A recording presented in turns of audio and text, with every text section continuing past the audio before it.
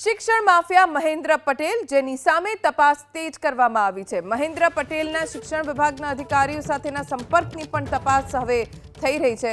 શાળાઓ પાસેથી મહેન્દ્ર પટેલે અત્યાર સુધી કેટલા રૂપિયા લીધા, કઈ રીતે લીધા, ક્યાં ક્યાં ટ્રાન્સફર થયા, કઈ કઈ શાળાઓ છે, એ તમામ વિગતો અત્યારે પ્રાપ્ત કરવાનો પ્રયત્ન હાલ થઈ રહ્યો છે.